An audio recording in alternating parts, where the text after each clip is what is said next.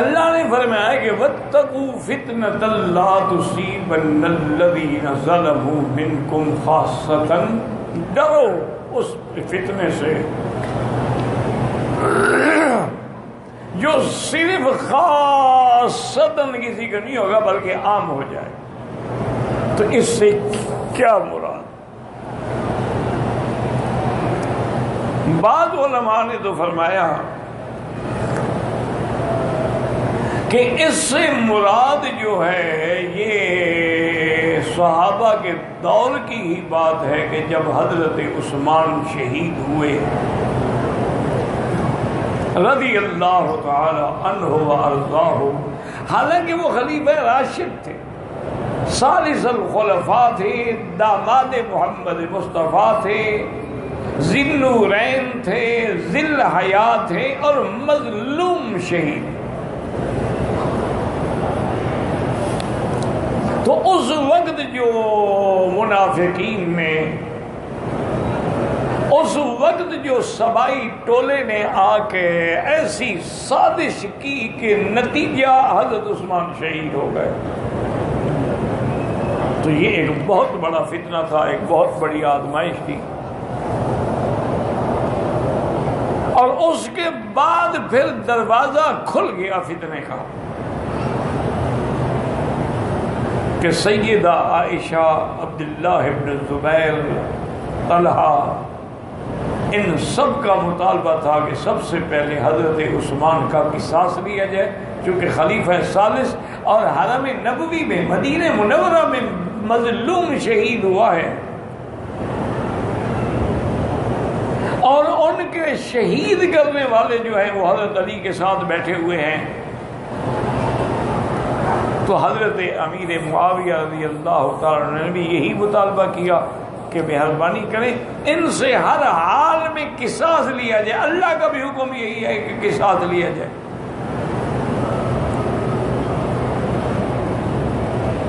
اور حضرت معاویہ رضی اللہ تعالیٰ عنہ نے تو یہ بھی پیغام بھیجا کہ حضرت علی اگر آپ مجبور ہیں تو آپ ان لوگوں کو ہمارے حوالے کر دیں، ہم جانیں اور یہ جانیں۔ لیکن حضرت علی رضی اللہ عنہ نے تمام اہل الرائے کو یہ بات سمجھانے کی کوشش کی کہ خدا کے لیے سمجھیں، میں خود حضرت عثمان کے قتل کا بدلہ لینے کے لیے تیار بیٹھا ہوں، لیکن ان لوگوں نے میرے گرد اتنا گھیرا ڈال لیا ہے کہ میں اب مجبور ہوں کہ اگر میں ان کو پکڑتا ہوں تو میں بھی شہید ہو جاؤں گا، اس لیے مجھے اتنی مہلت ضرور دیں کہ میں اپنی اقتدار کو، اپنی خلافت کو، اپنی حکومت کو ذرا مستحکم کر لوں، اتنی طاقت تو آ جائے نا مجھ میں ان سے پکڑنے کی، ان کے بدلہ لینے کی۔ تو بہرحال چونکہ جذبات ابھرے ہوئے تھے، بی بی عائشہ صدیقہ مکہ مکرمہ میں عمرے کے لیے آئی ہوئی تھی، عبداللہ ابن زبیر نے بھی، حضرت معاویہ نے بھی انہیں یہیں آ کے پیغام بھیجا کہ اماں عائشہ یہ بڑا مشکل وقت ہے امت محمد مصطفیٰ پر، اور آپ امہات المومنین ہیں، آپ ماں ہیں، اگر پھر آپ کا حضرت عثمان سے رشتہ ہے، آپ کا حق بنتا ہے قصاص دینے کا، آپ اگر مدد کریں اور ہماری قیادت کریں تو ہم ان مٹھی بھر منافقوں اور ظالموں اور قاتلوں پر قابو پا سکتے ہیں۔ تو اب بی عائشہ نے بھی بات مان لی۔ ان ظالموں نے حضرت علی کو یہ یقین دلا دیا کہ بھائی بی عائشہ تو 10,000 کا لشکر لے کے آ رہی ہے تم پہ حملہ کرنے کے لیے، اور وہ تم سے خلافت چھین لیں گے، تم خلیفہ نہیں رہو گے، لہذا ان کا مقابلہ کریں۔ اور آپ کو حق ہے کہ اگر خلیفہ وقت کے بارے میں جس کی بیعت ہو چکی ہو کوئی بھی اٹھ کے بغاوت کرے اس کی سزا جو ہے وہ قتل ہوتی ہے، کائناً من کان، چاہے وہ کوئی بھی۔ حضور کی امت میں بڑے مشکل مسئلے آئے، بڑے امتحان۔ یہی مصیبت تھی نا کہ لوگ جو ہیں وہ حضرت حسین کے بھی خلاف ہو گئے کہ یزید برا بھی ہو لیکن اس کی بیعت ہو چکی ہے، وہ خلیفہ بن چکا ہے، آپ کو کیا حق پہنچتا ہے کہ آپ اس کے خلاف بغاوت کریں؟ جبکہ حضور پاک کی یہ حدیث ہے کہ اسمعوا واطیعوا لو کان عبد حبشی راسہ مثل ذبیبۃ، اگر تم پر کوئی غلام، کوئی عبد حبشی کالا غلام جس کا سر بھی چھوٹا ہو، کسی نہ کسی شکل میں اگر تم پر حاکم بن جائے اور لوگ اس کی بیعت کر لیں، اس کی بات سنو، اس کے خلاف بغاوت نہ کرو۔ تو انہوں نے کہا کہ یزید کی بیعت تو سارا شام کر چکا تھا، سارا عراق کر چکا تھا، ماں سوائے مکہ اور مدینہ کے 2 شہروں کے، باقی تو جتنی مسلمانوں کے شہر ہیں سب نے یزید کی بیعت کر لی۔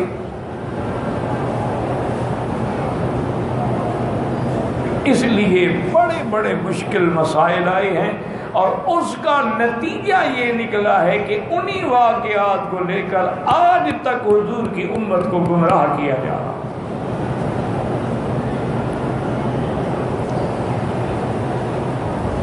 حالانکہ اصولی بات یاد رکھو کہ یزید کی بیعت ہو چکی تھی، لیکن بیعت کرنے والا چاہے ساری دنیا ہو، لیکن ارباب حل و عقد جو تھے، یعنی جن کی بیعت پہ دار و مدار تھا، انہوں نے بیعت نہیں کی، وہ تھے مکے اور مدینے والے۔ تو جب تک ان کی بیعت نہ ہو تو اس خلافت کو ہم نہیں کہیں گے کہ وہ خلافت حقہ ہے۔ نمبر 2، حضرت حسین رضی اللہ تعالی عنہ قطعاً بغاوت کے لیے نہیں گئے۔ جو آدمی بغاوت کے لیے جاتا ہے بچوں کو بھی ساتھ لے جاتا ہے۔ حضرت حسین تو اپنے اہل و عیال کے ساتھ گئے ہیں۔ اگر حضرت حسین کا مقصد تھا یزید سے خلافت چھیننے کا تو آپ کے نعرہ بلند کرنے کی دیر تھی، آپ کے ساتھ بھی تو ہزاروں کی فوج آ جاتی نا، یہ تو نہ ہوتا نا کہ 72 آدمی لے کے چل پڑتے۔ تو آپ کا مقصد بھی نعوذ باللہ بغاوت نہیں تھا، بلکہ ان کوفیوں کی سازش تھی جنہوں نے 250 خط لکھ کر حضرت حسین کو مجبور کر دیا تھا کہ ہم ظلم و ستم کی چکی میں پس رہے ہیں، اور یزید اور ابن زیاد اور شمر ذی الجوشن اور ایسے لوگ ہم پر مسلط ہو گئے ہیں، ہم یا ابن رسول اللہ یا ابن علی یا ابن فاطمہ ہم تیری انتظار کر رہے ہیں، مہربانی کر کے تم آؤ، ہم تمہاری بیعت کریں گے، ہمیں ان سے جان چھڑاؤ ہماری۔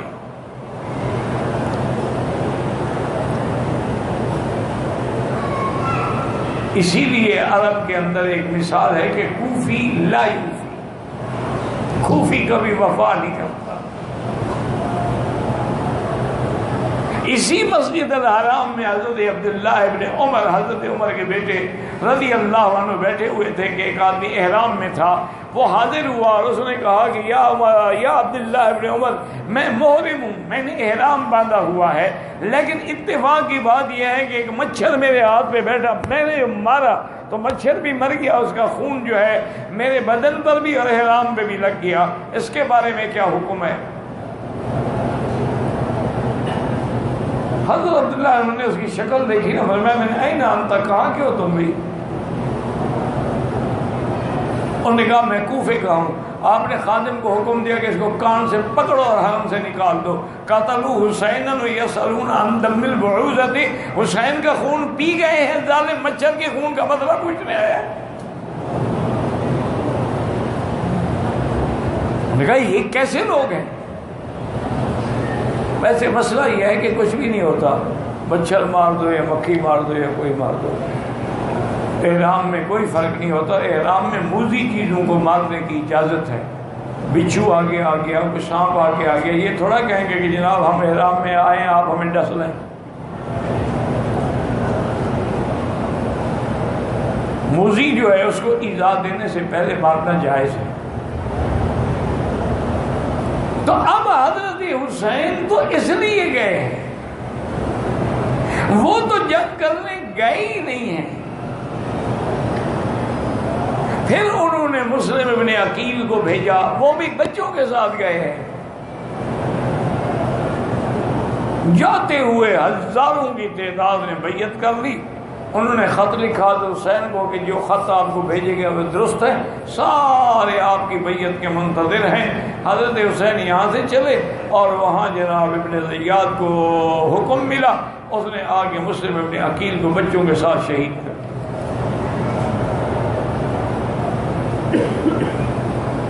اور یہ اطلاع حضرت حسین کو اس وقت ملی جب سفر میں تھے۔ آپ ایک جگہ رک گئے، آپ نے خطبہ پڑھا، تقریر کی، ساتھیوں کو جمع کیا اور فرمایا کہ ہمیں خبر ملی ہے اس سے ابن عقیل مظلوم شہید ہو گئے ہیں، کہ چھوٹے چھوٹے بچے بھی شہید۔ اب میں آپ لوگوں سے یہ کہتا ہوں اور خوشی سے کہتا ہوں، اجازت دیتا ہوں، جو آپ لوگوں میں سے واپس جانا چاہتا ہوں مدینہ منورہ وہ واپس چلا جائے، میں کوئی ناراض نہیں ہوں گا اس پر، لیکن میں جاؤں گا۔ اب مجھے واضح ہو گیا ہے کوفے والوں کی غداری کہ میرے ساتھ بھی وہ یہی کچھ کریں گے جو انہوں نے مسلم ابن عقیل سے کیا ہے، لیکن میں اس لیے جاؤں گا کہ مجھے تو نانے نے بتلایا تھا کہ تم نے اس سرزمین میں جا کے شہید ہونا ہے، تو مجھے تو شہادت کی خوشخبری مل چکی ہے، میں تو واپس نہیں لوٹوں گا۔ سب ساتھیوں نے کہا بھی ہم بھی نہیں لوٹیں۔ بہرحال ایک بڑا طویل قصہ ہے۔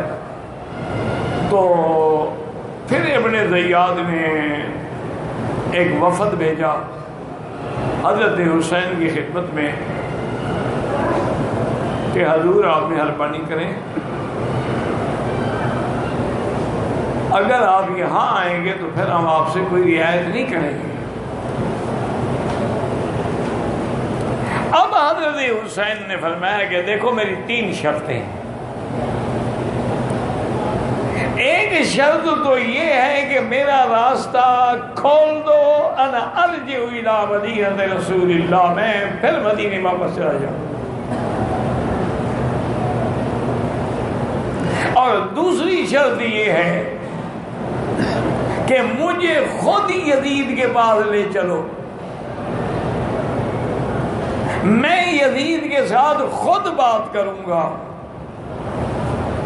آپ نے فرمایا اپنے زیاد یزید میرا رشتہ دار ہے، تیرا رشتہ دار تو نہیں ہے، وہ معاویہ کا بیٹا ہے اور معاویہ ابی سفیان کا بیٹا ہے، ابی سفیان عبد المطلب کا بیٹا ہے، اور میرا ابا حضرت علی ابی طالب کا بیٹا ہے، ابی طالب عبد المطلب کا بیٹا ہے، ہم تو رشتہ دار ہیں۔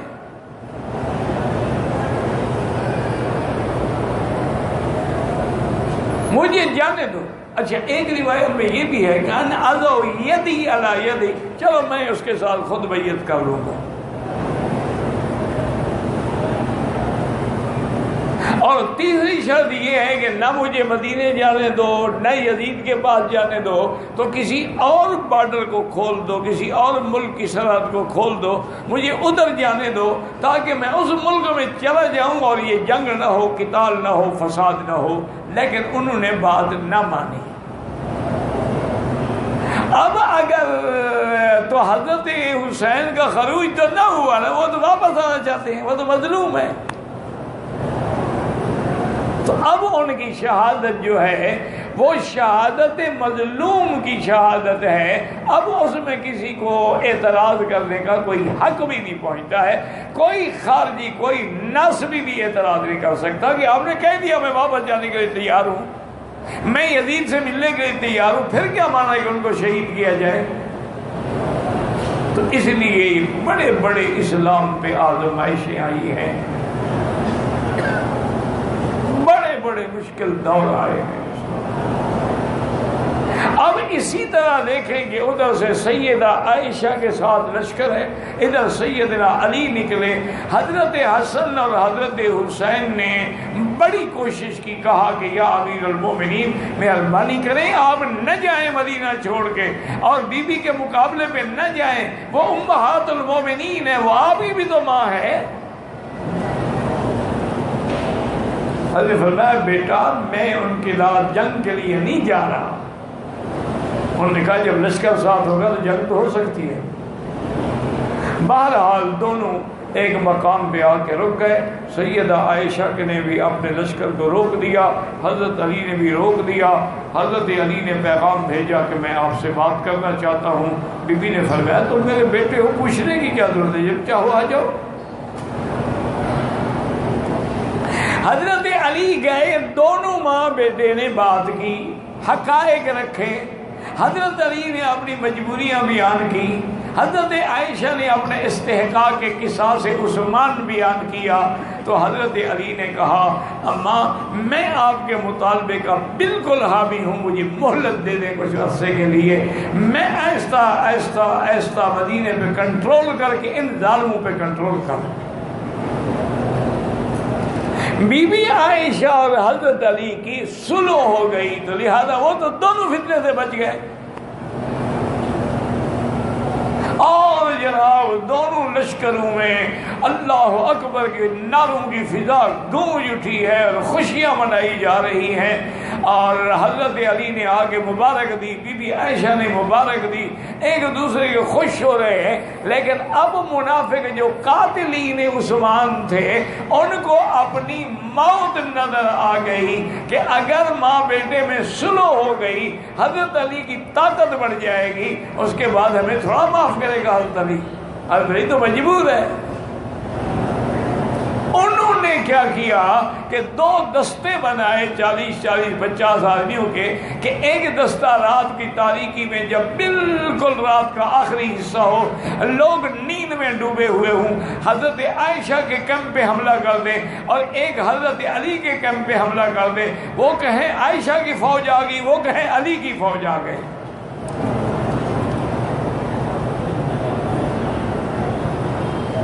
وہ تو مطمئن ہو کہ سب سوئے ہوئے تھے، ان ظالموں نے حملہ کیا، ہڑ بڑھا کے لوگ اٹھے، لیکن اٹھتے ہوئے اور لڑتے ہوئے بھی تقریباً ہزاروں صحابہ شہید ہوئے۔ اس لیے بعض علماء نے فرمایا کہ یہ وہ فتنہ آزمائش ہے کہ کبھی پھر صرف خاص لوگوں کی نہیں ہوتی بلکہ عامہ کو بھی اپنی لپیٹ میں لے لیتی ہے۔